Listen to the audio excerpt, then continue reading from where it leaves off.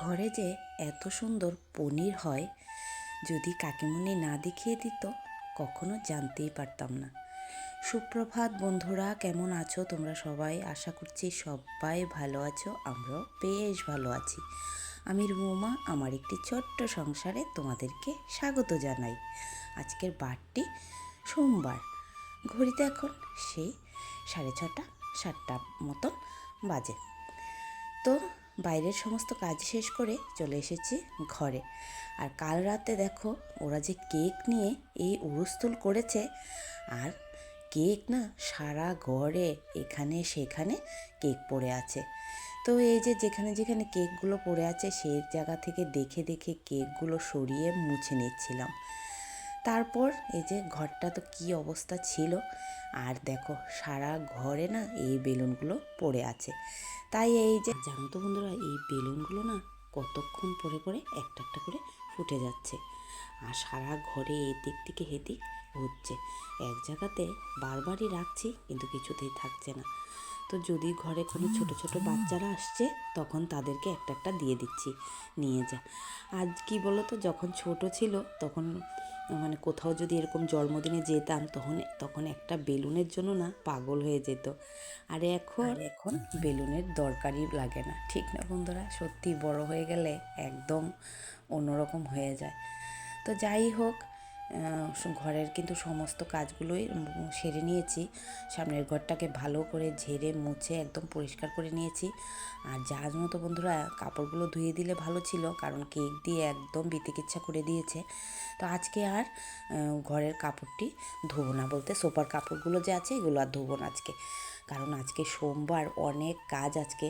তোমরা তো জানোই, তোমাদেরকে আর কি বলবো বিশেষভাবে, কারণ সোমবার দিন তো আমার ঘরে অনেক কাজ থাকে। তো তার জন্য আজকে না এগুলো আর ধোবো না। এই জাগার জিনিস জাগাতে আবার সুন্দর করে ঝেড়ে মুছে রেখে দিয়েছি, দেখা যাক কালকে ধুয়ে দিতে পারি। আর এদিকে দেখো ঘর ঝাড় দিয়ে এখন চলে এসেছি, ঘরটাকে ভালো করে মুছে নেব। আর ওইদিকে কিন্তু রান্নাঘরে প্রচুর কাজে ডাকছে, কখন যে সেই রান্নাঘরের এই এত সমস্ত কাজ শেষ করব নিজেও কিন্তু জানি না। তো এই যে সামনের ঘরটাকে ভালো করে এখন মুছে নিচ্ছি, আর মুছে তারপর আজকে তো জানো পুজোও অনেক সময় লেগে যাবে, তো জানি না কখন কোন কাজটা শেষ করব। তো জানো প্রত্যেক দিনই আমাদের মেয়েদের এই একই কাজ, আমাদের কাজগুলো সত্যি কারোর নজরেও পড়ে না। দেখো সকাল থেকে কিন্তু কতগুলো কাজ করেছি, সেই 5:30টার সময় কিন্তু আজকে ঘুম থেকে উঠেছি। উঠে এই উঠোন ঝাড় দেওয়া, উঠোনে গোবর দেওয়া, সমস্ত কিছু সেরে কিন্তু এই যে এসেছি এখন ঘর মোছার জন্য। কিন্তু সেই আমাদের কাজগুলো কিন্তু নজরেই ওঠে না কারোর। প্রত্যেক দিন যে আমরা কত কাজ এবং কত পরিশ্রম করি এই সংসারের জন্য, দেখার মধ্যে বাইরের কোনো কাজ আমরা করতে যাই না, কিন্তু ঘরের কাজগুলো আমাদের কিন্তু কম করতে হয় না, ঠিক না বন্ধুরা? তো যাই হোক, এই যে বাইরের ঘরের কিন্তু মোছা ধোয়া যা যা ছিল সবই সেরে নিয়েছি। আর দেখতে পাচ্ছ কতগুলো বাসন, কালকে কিন্তু প্রচুর বাসন পড়েছিল, কারণ ও যে বাচ্চারা এসেছিলো তাদেরকে পায়েস কেক দিয়েছি, বাটি প্লেট এমন করে না অনেক বাসনই কালকে পড়েছিল। তো রাত্রেবেলা যেহেতু রাত্র হয়ে গেছে, আমারও ভালো লাগছিল না, তাই আর কিছুই বাসন না কালকে ধুয়ে রেখেনি, সমস্ত বাসনই রেখে দিয়েছিলাম। তো ওই যে এখন এই দেখো কতগুলো বাসন ধুয়ে এনেছি, আরও কিন্তু আছে, শুধু এতটুকু যে তা কিন্তু না, আরও প্রচুর বাসন আছে।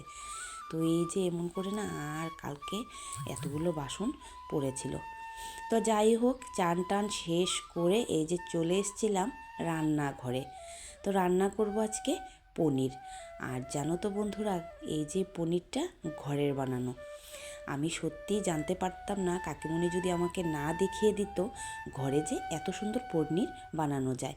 আমি তো সত্যি যখনই দুধ ছানা হয় তখন কিন্তু দুধটাকে এভাবে হয়তো বড়া বানিয়ে নয়তো এমনি খাওয়া হয়ে যায়, কিন্তু এত সুন্দর যে ঘরে পনির তৈরি হয় সত্যি আমি জানতাম না। তো জানো, আমি ভেবেছিলাম দুধটাকে ছানাটাকে রেখে দেবো বা বড়া বানিয়ে খাবো, তখন কাকিমণি বলছে দে আমি তোকে পনির বানিয়ে দিচ্ছি। তারপর কাকিমুনি এই দুধটাকে একদম গরম গরম যেন ছানাটাকে একটা কাপড়ের মধ্যে নিয়ে তারপর ভালো করে সেটা একদম মানে হাতের সাহায্যে চিপে চিপে জলটাকে ফেলে দিয়েছিল। ফেলে তারপর না এই যে ফ্রিজে রেখে দিয়েছিল প্রায় 2-3 ঘন্টা একদম ডিপ ফ্রিজের মধ্যে রাখা হয়েছিল। তারপর বার করে নর্মাল ফ্রিজে রেখে দিয়েছিল। তো আমি তো ভেবেছিলাম যে হবে না, কিন্তু জানো বন্ধুরা, তারপর এই যে আজকে পনিরটা বার করে রান্না করছি। তো ভেবেছি, প্রথম তো ভেবেছিলাম যে হয়তো এটা ভালো হবে না, তাই কি করেছি, কড়াইয়ের মধ্যে একটু তেল দিয়ে দিয়েছিলাম, দিয়ে তার মধ্যে না নুন হলুদ দিয়ে দিয়েছিলাম, দিয়ে তারপর একটা পনির প্রথমে দিয়েছি, দিয়ে দেখলাম যে এটা ভাজা হয় কি না হয়, নাকি সবটা ভেঙে যায়। কিন্তু তারপর দেখলাম জানো বন্ধুরা, সুন্দর করে জানো ভাজা হচ্ছে, একটা পনিরও ভাঙছে না। তারপর একে একে অন্য পনিরগুলো দিয়ে দিয়েছিলাম। তো লাল লাল করে সুন্দর করে জানো তো বন্ধুরা পনিরগুলো ভেজেছিলাম। সত্যি আমি না অবাক হয়ে গেছি দেখে। যে জায়গার মধ্যে ভেবেছিলাম পনিরগুলো হয়তো এমনি বড়া করে রান্না করব বলতে ছানাটা, আর নয়তো ঘরে এমনি বাচ্চাদেরকে খেতে দিয়ে দেব, কিন্তু তারপর দেখলাম বেশ সুন্দরই হলো। তো দেখো, তোমরাও দেখতে পাচ্ছ। আর জানো তো বন্ধুরা, আরেকটা জিনিস তোমরা দেখেছিলে পনিরগুলো কি ছোট ছোট করে আমি কেটেছি, কিন্তু যখন আমি এই পনিরটা ঝোলে দিয়েছিলাম জানো, পনিরটা না ফুলে অনেক বড় হয়ে গেছিলো, একদম বড় সাইজ মানে হয়ে গেছে পনিরটা। কিন্তু তোমরা দেখতে পাচ্ছ পনিরটা কিন্তু একদম ছোট সাইজ, ছোট ছোট করে পনিরটাকে আমি কেটেছিলাম। তো যাই হোক, প্রথম কিন্তু কিছুটা ভেজে নিয়েছি, এখন বাদ বাকিটা কিন্তু এখন কড়াইতে দিয়ে দিচ্ছি। তো আজকে আমি রান্না করব পনির আর কোয়াশ আলুয়ে নিরামিষ। অনেক দিন হলো জানো তো বন্ধুরা, কোয়াশ না রান্না করছি না। তো যেহেতু আজকে সোমবার, আজকে নিরামিষের দিন, আর খুব বেশি একটা ঘরে কোয়াশ আসেও না আমার, অনেক দিন পরে বলতে পারো এই যে কোয়াশ এসেছে। তো আমার না কোয়াশ তরকারি খেতে বেশ ভালোই লাগে। কোয়াশ দিয়ে এই যে ডালনা করো বা কোয়াশ কুড়িয়ে যে একটা শাক করা হয়, সেটাও আমার কাছে খেতে প্রচুর পরিমাণে ভালো লাগে। তো যাই হোক, সবগুলো পনিরই কিন্তু সুন্দর করে ভেজে নিয়েছি, একটা পনিরও ভাঙেনি। যে জায়গাতে ভেবেছিলাম যে আর মনে হয় এগুলো হবে না, কিন্তু সত্যি সুন্দর করে ভেজে টেজে নিয়েছি। তো যাই হোক, একটা পনিরও ভাঙলো না। তারপর ভেজে নিয়েছিলাম এই যে কোয়াশ আর আলুটা। তারপর এই দেখো পনিরের জন্য মশলাটা রেডি করে নিয়েছি। দিয়ে দিলাম 3-4টে কাজু বাদাম, দিয়ে দিলাম আদা, কাঁচা লঙ্কা, জিরে, দিয়ে মশলাটা আমার পেস্ট করা হয়ে গেছে। তারপর এই যে এখন ফোড়ন দিয়ে দেব। তো ফোড়ন দিয়েছিলাম 2টো তেজপাতা, তার মধ্যে দিয়ে দিয়েছিলাম মেথি, দিয়ে এখন তার মধ্যে মেথিটা লাল হয়ে গেলে তার মধ্যে দিয়ে দেব এই যে পেস্ট করা মশলাটা ছিল, সেই মশলাটা। তো সেই মশলাটা দিয়ে মশলাটাকে না খুব ভালোভাবে কষিয়ে নেব। এই যে এখন দিয়ে দিলাম মশলা, এখন হলুদ, তারপর লবণ দিয়ে বেশ খানিকক্ষণ সুন্দর করে মশলাটাকে কষিয়ে নেব। আর জানো তো বন্ধুরা, এত সুন্দর গন্ধ বেরিয়েছিল। তো মশলাটা কষানোর পর দিয়ে দিলাম তার মধ্যে অল্প একটু চিনিটা আগেই দেওয়ার ছিল, কিন্তু জানো তো ভুলে গিয়েছি। তো মশলাটাও কিন্তু সুন্দর কষানো হয়ে গেছে, দেখতে পাচ্ছ তেলটা ছেড়ে দিয়েছে। তারপর দিয়ে দিলাম তার মধ্যে দুধটা দিয়ে আজকে ঝোল দেবো। আজকে ওইটার মধ্যে জল অ্যাড করব না, শুধু দুধ দিয়েই আমি আজকে এই যে পনির তরকারির ঝোলটা দেব।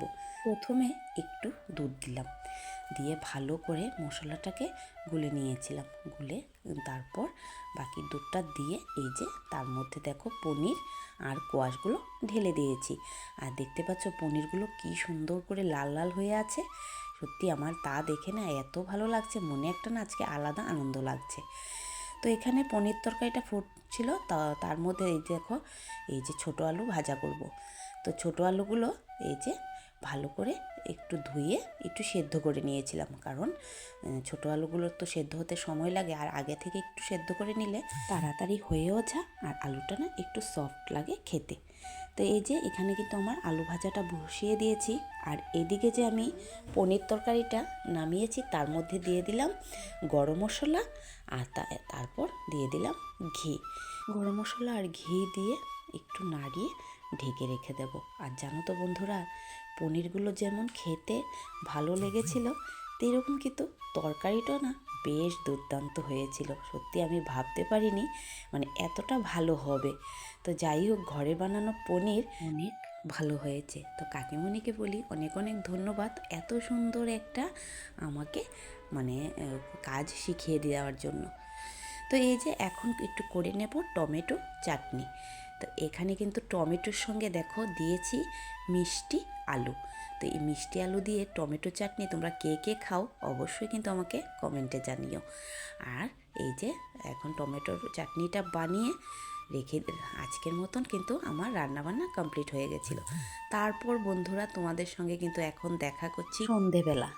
দিনের আর কোনো ভিডিওই তোমাদের সঙ্গে শেয়ার করতে পারলাম না। টমেটো চাটনি রান্না করে তোমাদের দাদাভাই চলে এসেছিলো, ওকে খাওয়ার দেওয়া, তারপরে অন্যান্য কাজ করতে করতে না আর ভিডিও করার কোনো কথাই মনে ছিল না। তো তাই আর তোমাদের সঙ্গে আর সারাদিনের কোনো ব্লগ ভিডিও শেয়ার করিনি। তো এখন চলে এসেছি রাত্রেবেলা, বলতে এখন সন্ধ্যা টিফিন তৈরি করছি। তো আজকে ছেলের ডিমান্ড হয়েছে রুটি খাওয়ার জন্য। তো তাই এই যে আটাগুলো প্রথমে চেলে নিয়েছি। তো আটাগুলো রেশনের আটা তো একটু ভালো করে এগুলো চালনি দিয়ে চেলে নিতে হয়, নয়তো এগুলো না একদম ভিতরে অনেক এই যে গমের গুঁড়াগুলো সেগুলো থাকে। কিন্তু রেশনের আটাটা কিন্তু খেতেও অনেক ভালো। আর জানো তো বন্ধুরা, এগুলো মানে এটা কিন্তু একদম পিওর আটা, রেশনের যে আটাটা পাওয়া যায়। তো যাই হোক, ছেলের ডিমান্ড এখন রুটি আর তরকারি খাবে। তো তার জন্য এই যে বানিয়ে নিচ্ছি রুটি, আর তরকারি তো বানানোই আছে। আর এই যে প্রথমে সবটা আটা চেলে নিয়েছি। তো সবটা কিন্তু যে যতখানি আটা দেখেছো সবটা কিন্তু রুটি বানাইনি, রেখে দিয়েছি। আর এখানে একটুখানি আটা দিয়ে এই যে কয়েকটা রুটি তৈরি করে নেব। তো তারপর এই যে এখন গরম জল করে তারপর কিন্তু এই যে আটাটাকে মেখে নিয়েছি। আর ওইদিকে কিন্তু বাটিতে আমার চা বসানো হয়ে গেছে। তো যাই হোক, এই যে রুটিটা কিন্তু ভালো করে সুন্দর করে মেখে আমি এই যে এখন সুন্দর করে বেলে নিয়েছি। তো যাই হোক, এখন একে একে সমস্ত রুটিগুলো ছেঁকে নেব। তো রুটি ছেঁকতে কিন্তু অনেকটা সময় লেগে যায়।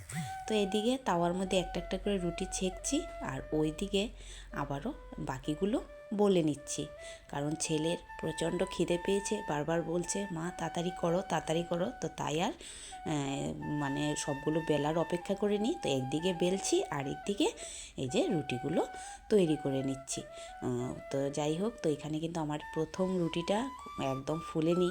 তো বাকি রুটিগুলো কিন্তু খুব সুন্দর করে জানো তো রুটিগুলো ফুলেছিল। তো তার ছেলের এত তাড়াহুড়া মানে আর খিদেও পেয়েছে, তো তার জন্য আর বাকিটা শেয়ার করতে পারিনি। তো এই যে এখানে দিয়ে দিলাম ছেলেকে রুটি তরকারি, আর বানিয়ে নিয়েছিলাম চা। তো চাটা খাওয়া দাওয়া শেষ করে সন্ধ্যের চলে এসেছি এই দেখো পাশের বাড়ির কাকিমণি তারা বাড়িতে। তো এখানে আমাদের সবজি কাটা হচ্ছে। তো সবজিটা কাটা হচ্ছে, আমরা সেলফ হেল্প গ্রুপ করি যেটাকে বলে স্বসহায়ক দল। তো সেখানে কালকে আমরা একটা রান্নার অর্ডার এসেছিলো। তো এরকম আমরা প্রায়ই এসে থাকে রান্না করে প্যাকেটিং করে দেওয়া, তো এইগুলো প্রায়ই এসে থাকে। তো আজকে এখানে রান্নাবান্না হবে বলতে আগামীকালকে। তো তার জন্য এগুলো এখন কেটে সবাই মিলে রেডি করে রাখছি। তো এখানে দেখো সবাই কিন্তু আছে। তো কি রান্না হয় না হয় অবশ্যই তোমাদের সঙ্গে কালকে সবটা শেয়ার করব। আর এই যে এখানে দেখো প্রায় কিন্তু কাটা হয়ে গেছে। তো অবশ্যই তোমাদের সঙ্গে কি রান্না হবে না হবে কালকে ভিডিওতে শেয়ার করব। তো যাই হোক, এই যে এখন কিন্তু রাতের খাওয়া দাওয়া নিয়ে চলে এসেছি। তো এই যে রাতে কিন্তু খাবো খিচুড়ি। ছেলেকে দিয়েছি ভাত, আমি নিলাম খিচুড়ি। পায়েলে খিচুড়ি রান্না করেছে, ও দিয়ে গেল। তো চলো বন্ধুরা, খিচুড়ি খেতে খেতে আজকের ভিডিওটা এখানেই শেষ করলাম। ভিডিওটা কেমন লাগলো অবশ্যই কমেন্টে জানিও। যদি ভালো লেগে থাকে একটা লাইক করে দিও। তোমরা ভালো থেকো, সুস্থ থেকো, সাবধানে থেকো, আর এইভাবেই সব সময় আমার পাশে থেকো। দেখা হবে আবারও আরেকটা নতুন ভিডিও নিয়ে।